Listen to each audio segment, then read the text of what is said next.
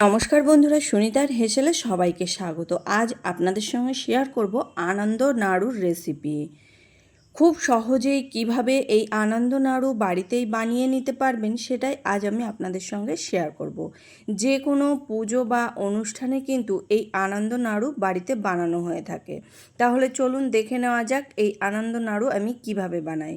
এখানে দেখুন, আমি আনন্দ নাড়ু বানানোর জন্য এখানে 1 বাটি পরিমাণে ফ্রেশ নারকেল কোড়ানো নিয়ে নিয়েছি। আর এই বাটিটার মাপেই কিন্তু এখানে আমি সমস্ত উপকরণগুলোকে নিয়ে নিয়েছি 1 বাটি চালের গুঁড়ো, 1 বাটি আটা, আর নিয়েছি 1 বাটি চিনি।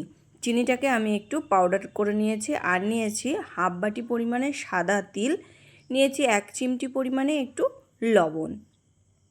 একটা বড় পাত্র নিয়ে নিয়েছি, তার মধ্যে কোড়ানো নারকেল দিয়ে দিয়েছি আর সামান্য একটু লবণ দিয়েছি। লবণ দিলে নাড়ুটা খেতে বেশ ভালো লাগে, সেই কারণে একটু লবণ দিয়েছি। আর যে চিনিটা আমি গুঁড়ো করে রেখেছিলাম, চিনিটাকে দিয়ে দিয়েছি। খুব ভালো করে নারকেলের সঙ্গে কিন্তু চিনিটাকে একটু মাখিয়ে রেখে দেবো, ওই 5 মিনিটের মতো রেখে দেবো। এতে কী হবে, নারকেল আর চিনি কিন্তু বেশ সফট হয়ে আসবে। দেখুন 5 মিনিট পরেই এখানে নারকেলটা কিন্তু বেশ অনেকটাই নরম হয়ে গেছে। এবার এর মধ্যে আমি আটা দিয়ে দেব আর দিয়ে দেব চালের গুঁড়ো। এখানে কিন্তু এই মাপটাই কিন্তু আসল। এখানে যে জিনিসটা নেবেন একই রকমভাবেই মাপ করে কিন্তু একটা বাটিতে মাপ করে নিয়ে নেবেন।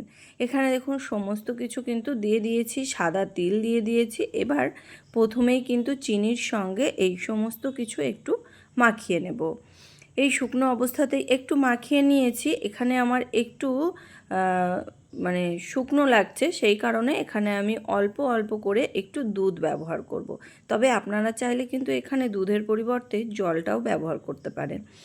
অল্প অল্প করে দুধ দিয়ে একটা শক্ত ডো কিন্তু তৈরি করে নিয়েছি। এবার ডোটাকে একটু ঢাকা দিয়ে রেখে দেবো। এই ডোটা কিন্তু খুব বেশি নরম হবে না, আবার খুব বেশি শক্তও হবে না। মিডিয়াম করেই আমি ডোটাকে কিন্তু মাখিয়ে নিয়েছি।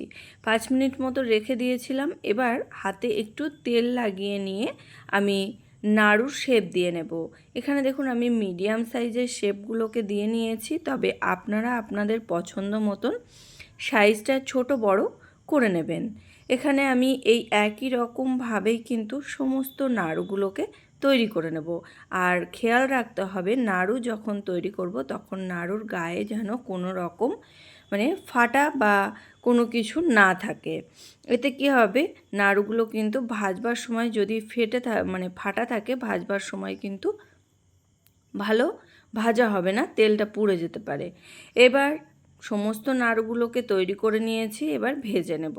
তার জন্য ওভেনে একটা কড়াই বসিয়ে দিয়েছি, তাতে পরিমাণ মতো একটু সাদা তেল দিয়ে দিয়েছি। তেলটা বেশ ভালো করে একটু গরম করে নিয়ে গ্যাসের আঁচটাকে মিডিয়াম টু লোতে করে রেখেছি। এবার প্রথমেই একটা নাড়ু আমি দিয়ে দেখব তেলের মধ্যে দেওয়ার সাথে সাথে নাড়ুটা ফেটে যাচ্ছে কি না। দেখুন এখানে তেলের মধ্যে দেওয়ার সাথে সাথে কিন্তু নাড়ুটা ফেটে যাচ্ছে না, তার মানে বুঝতে হবে নাড়ুটা আমাদের তৈরি করা একদম পারফেক্ট হয়েছে। এবার এই বাকি যে নাড়ুগুলো আছে সেগুলোকেও কিন্তু দিয়ে দেবো, তবে একসঙ্গে সব নাড়ু ব্যবহার করব না, এখানে অল্প করেই নাড়ু কিন্তু দিয়ে দেব। এখানে অল্প কিছু পরিমাণে আমি এখানে নাড়ু দিয়ে দিয়েছি। একবারে সব দিলে কিন্তু ভাজাটা ভালো হবে না, সেই কারণে এখানে অল্প অল্প করে নাড়ু দিয়ে ভেজে নিতে হবে।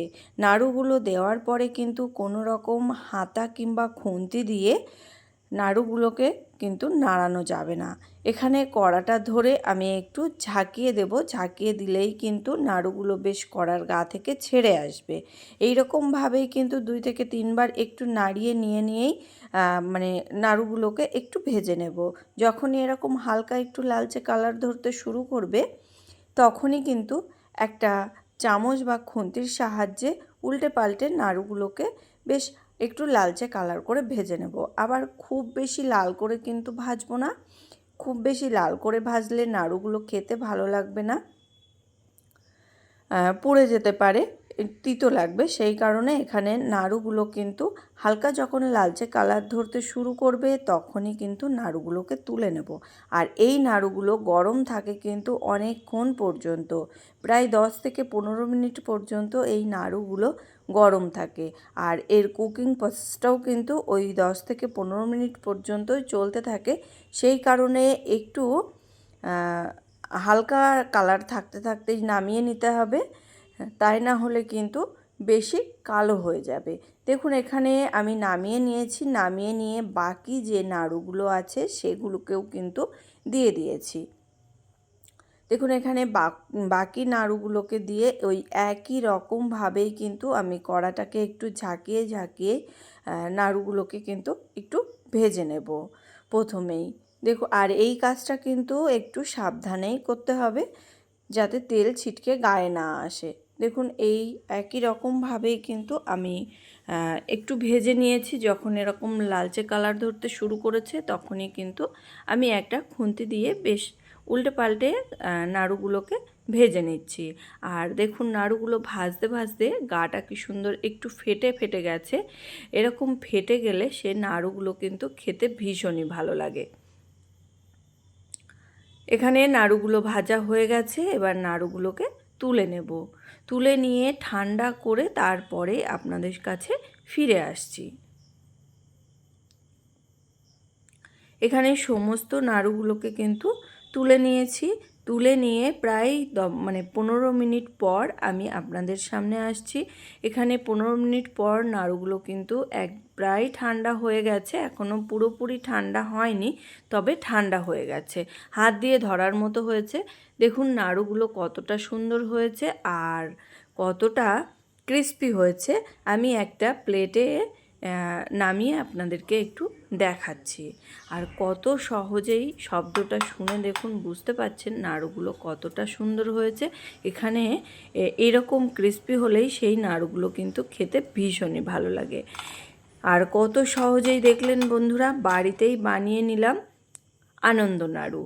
তাহলে কেমন লাগলো আমার এই আনন্দ নাড়ুর রেসিপি অবশ্যই কিন্তু কমেন্ট করে জানাবেন। যদি ভালো লেগে থাকে তাহলে একটা লাইক করবেন আর সাবস্ক্রাইব করে পাশে থাকার অনুরোধ রইল। আজকের মতো এই পর্যন্তই, আবার দেখা হবে নতুন কোনো রেসিপি নিয়ে। ভালো থাকবেন, সুস্থ থাকবেন, ধন্যবাদ।